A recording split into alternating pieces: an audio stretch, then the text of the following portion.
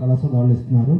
అలాగే ఉత్తమ ప్రతినాయకుడు కూడా పిలుస్తున్నారు. జనరల్గా ఉత్తమ ప్రతినాయకుడు అంటే మనం అరుంధతి సినిమా చూస్తే ఉత్తమ ప్రతినాయకుడు సోను సూద్ కళ్ళ ముందు కనబడతాడు.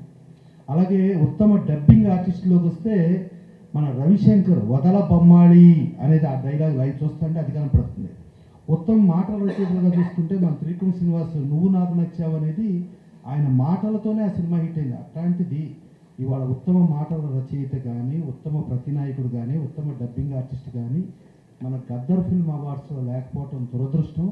దయచేసి ఇప్పుడు ప్రభు గారు వీళ్ళందరూ కూడా ఉన్నారు కాబట్టి ఈ ఇక్కడ తెలంగాణ గవర్నమెంట్కి వాటిని కూడా మళ్ళీ పునరుద్ధరించమని కోరుకుంటూ, అవి చాలా ఇంపార్టెంట్. ఎందుకంటే ఒక ప్రతినాయకుడు అంటే ఒక ఎస్వి రంగారావు లేకపోతే ఎన్టీ రామారావు లేరు, ఒక అద్భుతమైన డబ్బింగ్ ఆర్టిస్ట్ లేకపోతే వాళ్ళు లేరు.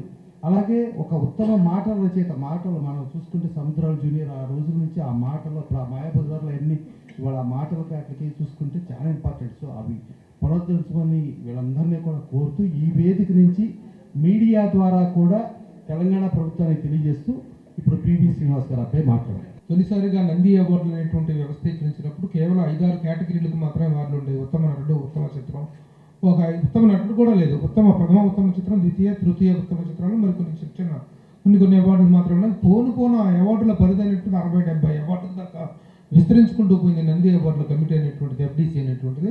కానీ ఇప్పుడు గద్దర్ అవార్డ్స్లో చాలా కీలకమైనటువంటి విభాగాలు, ముఖ్యంగా dialogue is the voice of the film. ఏ సినిమాకైనా వాయిస్ ఆఫ్ ద ఫిలిం అనేది dialogue, dubbing artist, songs dialogue writing అనేది.